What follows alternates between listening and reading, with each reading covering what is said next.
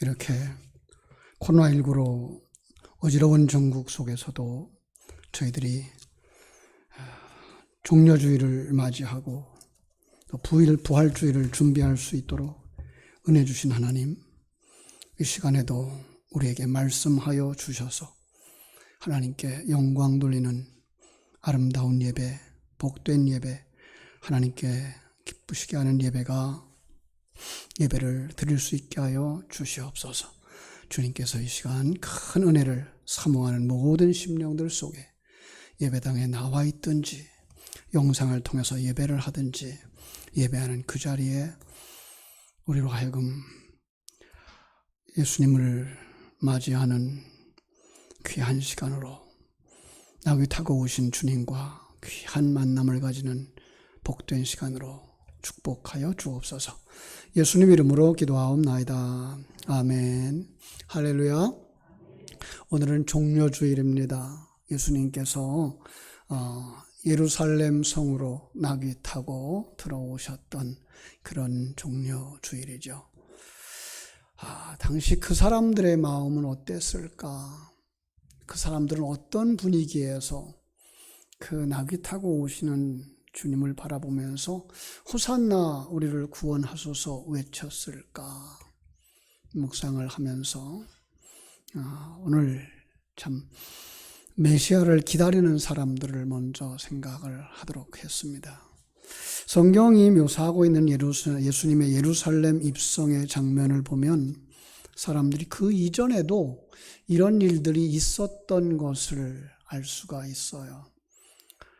예수님께서 예루살렘으로 이렇게 들어오시던 이 예수님의 마지막 주간 종려주일은 주후 30년경에 일어난 일이라 그럽니다. 그런데 그들은 그것보다 한 200년 전에 어떤 일을 한번 겪었어요. 그 당시에는 헬라의 지배를 받고 있었거든요. 그러니까 그 헬라 사람들이 그들을 지배하면서 지배하는 그 예루살렘 성전에다가 우상을 세웠죠. 제우스 신상을 세웠고 그들이 가장 싫어하는 이 돼지 고기를 거기 제물로 올리면서 유대인들을 조롱을 했습니다. 유대인들은 정말 분노했고요. 그 분노가 극에 달하자 폭동이 일어났는데 그 폭동을 주도했던 사람이 이 마카비라고 하는 사람이었어요. 이 마카비는 이것을 전쟁으로 만들었고요. 그래서 그걸 마카비 전쟁이라고 합니다. 그리고 그 전쟁은 성공했어요. 그래서 기원전 166년 마카비가 이끄는 승리한 군대가 예루살렘으로 이렇게 입성하게 되었을 때 그들이 정말 승리를 기뻐하면서 종려나무까지를 꺾어들고 흔들면서 환영을 했던 바로 그러한 추억을 가진 사람들이었습니다. 그들은 이 마카비를 왕으로 추대했고요. 그때부터 한 100년 동안 이스라엘은 이 마카비 그 후손들 하스모니안 왕조에 의해서 통치가 되어졌죠. 한 100년 동안 이렇게 독립 상태가 되어졌어요. 그런데 그 기쁨도 그때까지가 다였어요. 기원전 63년에 다시 로마의 공격을 받고 로마의 식민지가 되어져서 지금 한 100년 가까이, 한 70년 가까이 이 로마 식민지에 살면서 거기서 벗어나고 싶은 그들의 열망, 특별히 다윗에게 약속한 메시아가 이 땅에 오셔서 이스라엘을 회복시킴으로 말미암아 이 땅에 다윗 왕국과 같은 유대 나라가 되어지기를 소망하고 있었던 거죠. 그래서 그 마카비 전쟁과 같은 개선하고 승리했던 그런 역사가 다시 일어나기를 바랬는데 예수님에 대한 소문이 그들에게 들린 거죠. 어떤 소문이었을까요? 능력자다. 병든 자를 고친다더라. 그가 보리떡 5개 물고기 2마리 가지고 5,000명, 아니 여자까지 어린아이까지 합치면 한 2만 명 되는 사람들을 배불리게 먹고도 12바구니나 남았다더라. 그가 명령하니까 그냥 바다도 잔잔해지고 풍랑도 잔잔해졌더라. 이러한 예수님이 예루살렘으로 들어온다는 소식을 어떻게 들었고, 더군다나 이제 그 6월절이 가까워오는 그때에 예수님이 오는 모습을 보면서 그들은 뭉쳤고 그들은 소리쳤죠. 왕이여, 이스라엘의 왕이여 외치면서 옷을 벗어서 그 발밑에 깔았고, 호산나, 주의 이름으로 오시는 이여 당신은 이스라엘의 왕입니다 라고 환영을 했던 거죠. 그런 소리가 막 퍼져나갈 때 누가 제일 두려워했을까요? 당시 헤롯 왕이 두려워했을 것이고 그 로마의 군인들이 두려워했죠. 아니 30년 전에 메시아가 태어난다는 소식이 있었거든요. 근데 그가 정말 이스라엘을 지배하는 왕으로 등장하는가? 그가 군사를 이끌고 예루살렘으로 들어오는가? 라고 걱정을 하면서 그들은 주시해봤죠. 그러나 예수님과 제자들이 들어오는 그 모습을 보면서 참 껄껄 웃었을 거예요. 왜 그랬을까요? 환호하는 그들 앞에 등장한 예수님이 어린 나귀 새끼를 타고 들어오는 거예요. 마치 소문은 그 사람 장군이라더라, 그 사람 골목대장이라더라 그러는데 그가 등장하는데 어린아이들의 세발자전거 타고 등장하는 바로 그런 모습이었으니까요. 여러분, 그런데요, 이러한 우스꽝스러운 장면이 이미 주전 500년 전에 520년경에 스가랴 선지자를 통해서 예언되어졌다는 사실이죠.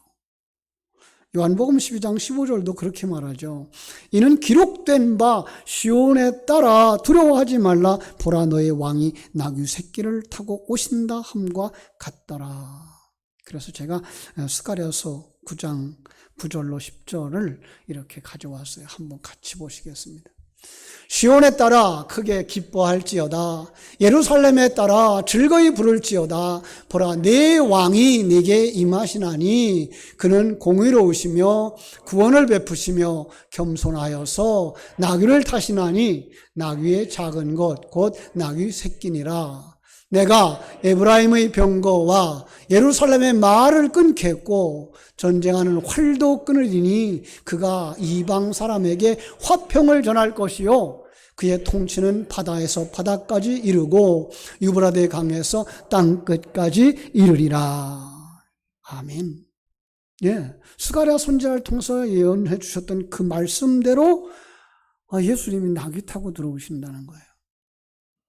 정말 제자들을 벳박의 마을 베다니로 보냈더니 베다니에 마을 어귀에 매인 나귀가 있는 거예요. 그래서 풀어서 끌어오라고 하셨죠. 스가랴 선지자는 나귀를 타신 주님을 예루살렘에 입성하는 그 그림 속에 어떤 말을 넣는가 하면 에브라임의 병거와 예루살렘의 말을 끊고 그들의 활을 끊기 위함이라고 밝혔어요. 여러분, 이스라엘 백성들이에요. 그런데 그 주님의 나귀 행차는 이스라엘 백성들의 무기량을 해제시키기 위함이라는 거예요. 그러니까 나귀 타고 예수님이 오시는 그것은 자신들의 그 불가능함과 무기력함을 인정하지 못할 뿐 아니라 이 세상의 힘을 얻어서 그 힘으로 이 땅에 다윗의 왕국을 재건하려고 꿈꾸는 유대주의, 율법주의, 우상주의를 부숴버리려고 오신다는 거예요. 여러분, 예수님이 나귀 타고 오시는 그 모습 속에서 이걸 우리가 찾아볼 수 있나요? 참 쉽지 않아요. 그렇죠? 먼저는 2000년 전에 예수님이 나귀 타고 오시는 장면을 여러분 한번 그려보세요.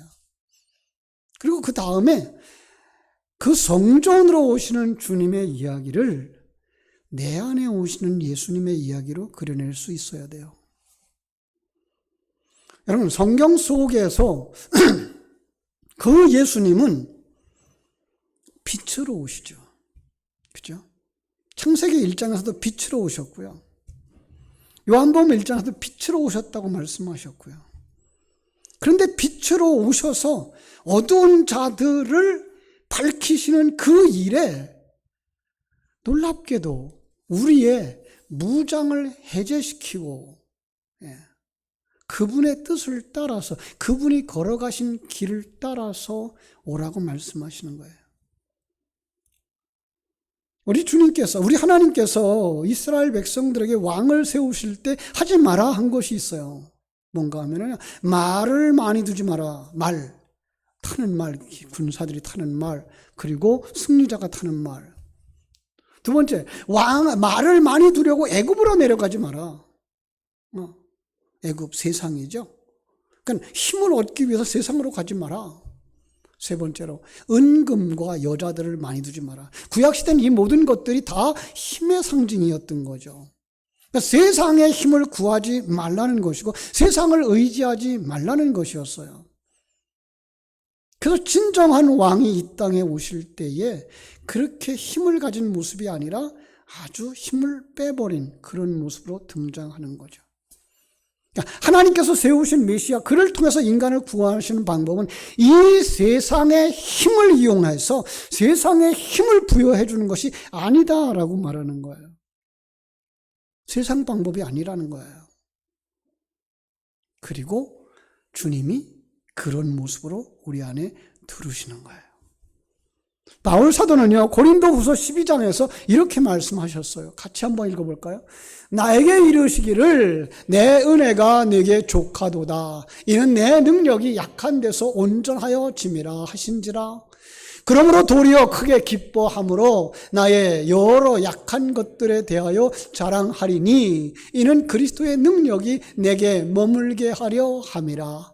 그러므로 내가 그리스도를 위하여 약한 것들과 능력과 궁핍과 박해와 곤고를 기뻐하노니 이는 내가 약한 그때의 강함이라.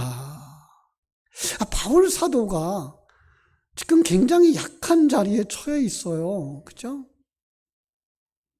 그런데 하나님께서 나를 강하게 해주세요. 내 병도 치료해 주시고 건강하게 해주시고 나를 힘있게 복음을 전할 수 있게 해주세요라고 말씀을 했고 기도했더니 뭐라 그랬다고요?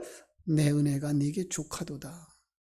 내가 지금 베풀어 주고 있는 네 상황이 족한 거야. 네가 약할 때에 내가 강함이라 이렇게 말씀하고 있는 거예요. 그러니까 예수님의 영이 임하자 바울 사도 그렇게 힘을 얻기 원했고 승리하기를 원했고 세계를 정복하고 많은 사람들의 존경을 받기를 원했던 그가 낮아진 자리로 내려가게 되더라는 거예요. 더 놀라운 그릇을 우리가 볼 수 있는데요. 성경 속에서 사용한 단어들을 우리가 볼 수 있어요. 아까 보았던 스가랴서 9장 9절 다시 한번 보시겠습니다. 시온에 따라 크게 기뻐할지어다. 예루살렘에 따라 즐거이 부를지어다. 보라, 내 왕이 네게 임하시나니 그는 공의로우시며 구원을 베푸시며 겸손하여서 나귀를 타시나니 나귀의 작은 것 곧 나귀 새끼니라. 어떤 단어가 보이셔요? 겸손하여서. 작은 나귀를 타고 오신 것들이 겸손하였대요. 하나님께서 이 땅에 메시아를 보내셨는데 하늘 보좌 아래 높은 그 영광을 버려두고 낮은 자리로 오신 거예요. 그래서 우리들과 같은 죄인의 모습으로 오셨고 마국간에 태어나시고 천한 자들과 같이 살아가는 그 자리까지 내려오신 모습으로 오셨다라고 말씀하는 거예요. 그걸 뭐라 그래요? 그걸 나귀 타고 오신 예수님. 또 하나의 그림이 있어요. 그 나귀라고 하는 단어의 뿌리를 찾아가 보았더니 하마르라는 단어가 뿌리 글자예요. 근데 하마르라는 단어가 뭔가 하면 붉은색이에요. 암갈색이에요. 여러분 뭔가 암시하고 있지 않나요? 성경 속에서 붉은색 그러면 뭐가 생각나요? 피, 그죠? 피 흘림, 죽음과 연관되어져 있는 거예요. 그러니까 예수님의 이야기는 언제나 십자가와 연결되어졌고 고난과 연결되어져 있어요. 창세기에서부터 기록되어져 있거든요. 제가 창세기 PPT로 띄워드릴게요. 한번 같이 읽어보세요. 49장 10절 11절 시작. 규가 유를 떠나지 아니하며 통치자의 지팡이가 그 발 사이에서 떠나지 아니하기를 실로가 오시기까지 이르리니 그에게 모든 백성이 복종하리로다. 그의 나귀를 포도나무에 매며 그의 암나귀 새끼를 아름다운 포도나무에 맬 것이며 또 그 옷을 포도주에 빨며 그의 복장을 포도즙에 빨리로다. 야곱이 자기 아들들에게 유언을 하는데 유다에 대하여 예언을 하면서 그 후손을 통해서 실로 곧 메시아가 오실 것을 예언해요. 그런데 그 메시아는 나귀를 포도나무에 매고 포도나무 하나 되어주는 거예요. 그렇죠? 그 옷을 포도주와 포도즙에 빨아요. 이 원어 속에 보면요, 포도즙이란 단어가 포도의 피라고 바꿔 쓸 수 있다고 되어져 있어요. 그러니까 포도나무에 매어 있는 나귀, 또 나귀 타고 오시는 예수, 자신의 피로 자신의 옷을 붉게 적시고 물들인 분 누구예요? 십자가를 치러 오신 예수 그리스도. 여러분, 그 예수 그리스도가 요한계시록 19장 11절로 16절에 보면 제가 요약을 해드릴게요. 백마 타고 등장하는 거예요. 백마 타는 왕자로 등장해요. 그런데 백마 타고 오시는데 그의 옷이 피 뿌린 옷, 피로 빤 옷. 그런데 그분의 이름이 하나님의 말씀이라. 여러분, 하나님의 말씀, 성자 예수죠? 우리 요한복음 1장에서 보셨잖아요. 말씀이 육신이 되어 우리 가운데 거하시는 분. 그렇죠? 자, 그러니까 예수님이 본인은 피 뿌린 옷, 피에 젖은 옷을 입고 오는데 그 뒤에 따라오는 군사들은 희고 깨끗한 세마포 옷을 입었더라, 이렇게 되어 있어요. 예수님이 앞장서 가시면서 모든 저주와 심판을 다 받아서 자신의 옷은 온통 피에 젖은 것이고 그 뒤에 따라오는 군사, 성도들은 그렇게 죄 사함, 우리가 받아야 할 죄값을 다 주님이 지셨기 때문에 우리는 뭐예요? 깨끗해진 세마포 옷을 입고 따르게 되더라는 거예요. 원래 그 피 뿌린 옷은 누구의 옷이에요? 우리의 옷이에요. 우리가 저주를 받아야 되고 우리가 심판을 받아야 되고 우리가 그러한 결과를 가져와야 되는데 결과적으로 주님이 우리를 품으시고 주님이 대속의 죽음을 죽으심으로 말미암아 자신의 옷은 붉게 되어졌고 우리는 그 아래 하얗게 살아오는 거예요. 여러분, 그 그림을 어디다 그려주고 있는 거예요? 예수님이 나귀 타고 예루살렘으로 입성하는 그림에 그려주고 있는 거예요. 그렇다면 그렇게 나귀를 타고 오신 예수님, 다른 말로 말하면 자신을 비우고 십자가를 지신 그 예수님, 우리를 구원하시고 하나님 나라를 완성하시고 영의 영역으로 가신 그분이 지금은 어디 계실까요? 다른 말 다 내려놓고 이 말만 한번 대답을 해보세요. 예수님 어디 계십니까? 내 안에 계셔요. 예. 여러분, 예수님이 여러분 안에 계신 걸 믿습니까? 우리 한번 외쳐보십시다. 예수님은 내 안에 계십니다. 확실하게 믿으십니까? 예.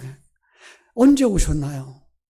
예수님을 영접할 때, 예수를 믿는다고 고백할 때, 그리스도의 영으로, 성령으로 나귀 타고 내 안에 오신 사실이 그려져야 되는 거예요.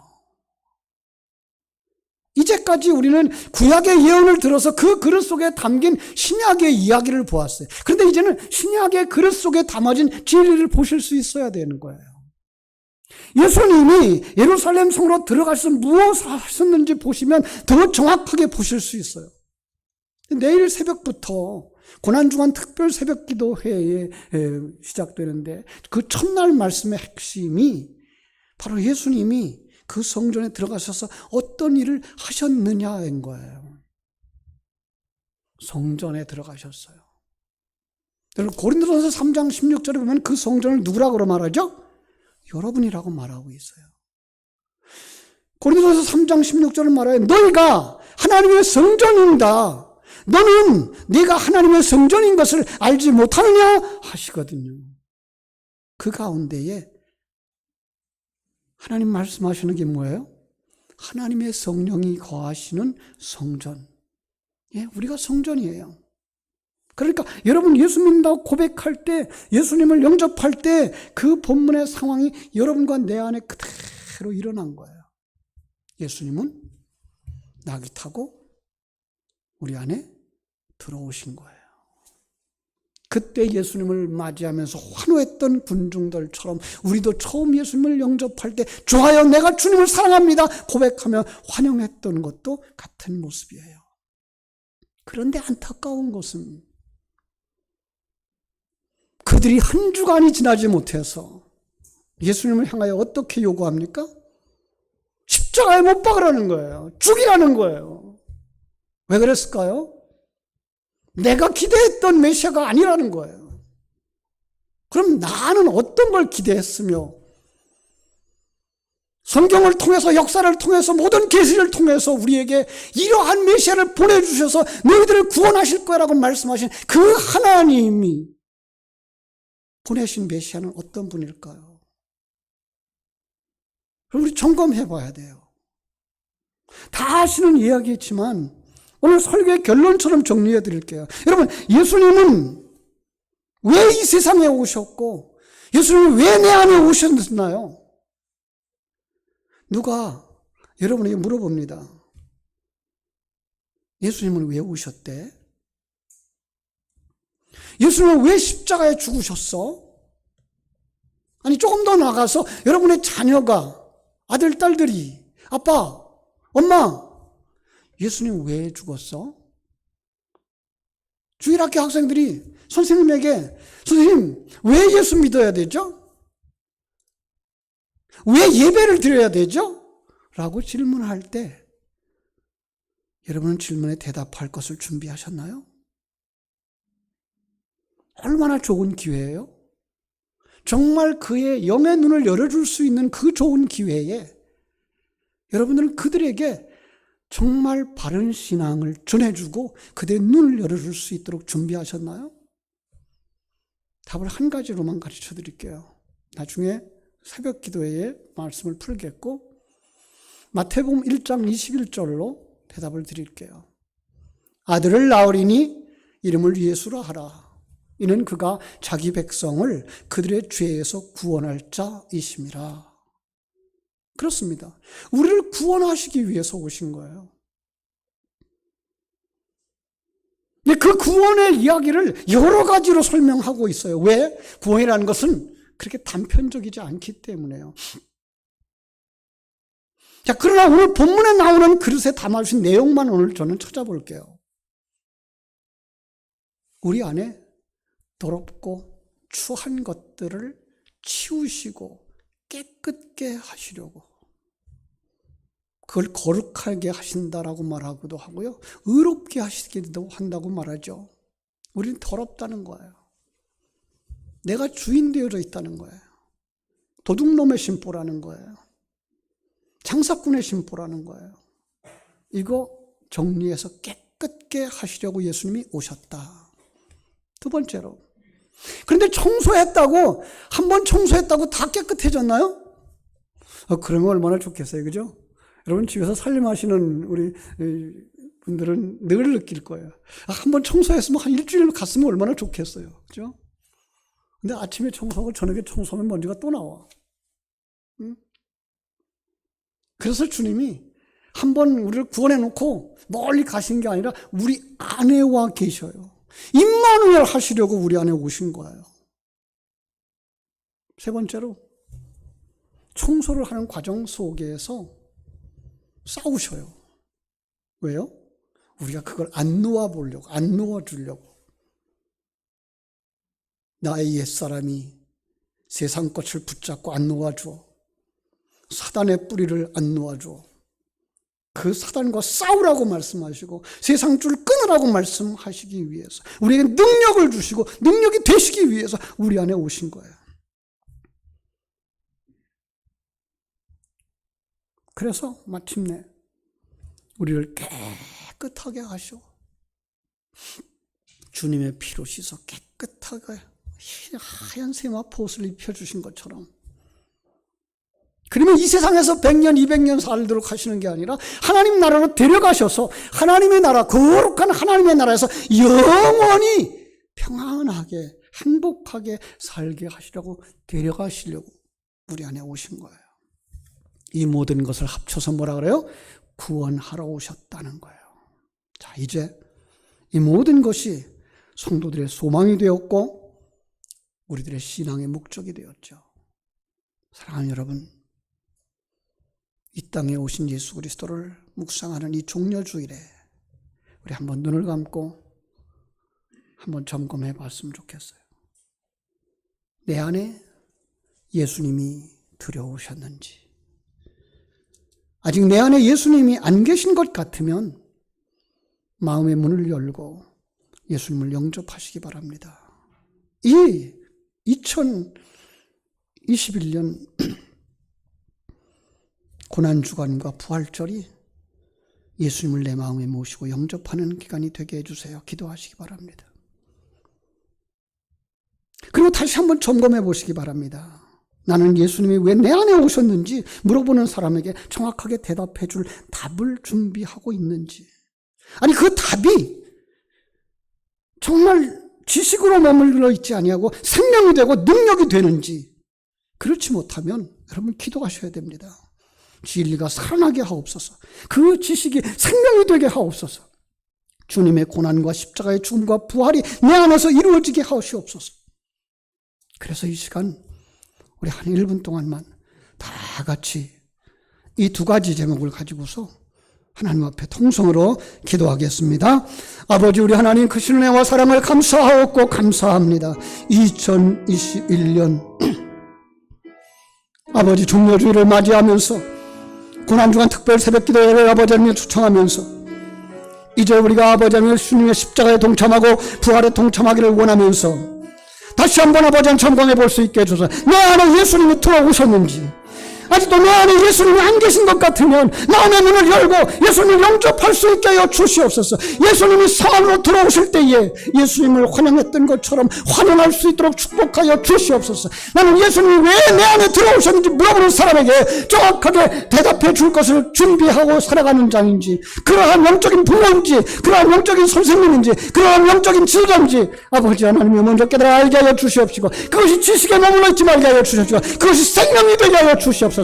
우리의 신앙은 아버지 하나님의 지식에 머무르는 신앙이 아니고 형식에 머무르는 신앙이 아니고 생명으로 알고 살아가는 그 생명인데, 내게 그 생명이 있는지 점검해 볼 수 있게 해주십시고, 아버지 하나님의 지식이 생명이 되지 못했다면 근본 아버지 하나님 고난주간을 통하여서 아버지 하나님 내가 알고 있는 모든 것들이 내 생명이 되게 하여 주시옵소서. 부르짖어 기도함으로 말미암아 예수 내 안에, 내가 예수 안에 살아갈 수 있는 복된 성도들 되도록 축복하여 주시옵소서. 주의 크고 놀라우신 은혜가 사모하는 모든 심령들 속에 충만하기를 간절히 소원하며 거룩하신 예수님의 이름으로 기도하옵나이다. 아멘. 아버지 감사합니다. 해마다 맞이하는 종려주일, 고난주간, 그리고 부활절, 성찬식, 아버지 그것이 의미 없이 지나가는 2021년이 되지 않게 하여 주시옵소서. 정녕 내게 주신 조호의 기회, 내게 주신 하나님 축복의 기회, 나는 그때에 예수님을 만났노라고 말할 수 있는 종려주일과 그리고 고난주간 그리고 부활절이 되도록 우리 하나님 축복하여 주시옵소서. 예배에 참석하는 모든 성도들이 그 은혜 가운데 거할 수 있고 그 생명 가운데 살아갈 수 있고 힘차게 신앙생활을 감당함으로 하나님께 영광 돌리는 복된 성도들이 되게 하여 주시옵소서. 거룩하신 예수님 이름으로 기도하옵나이다. 아멘.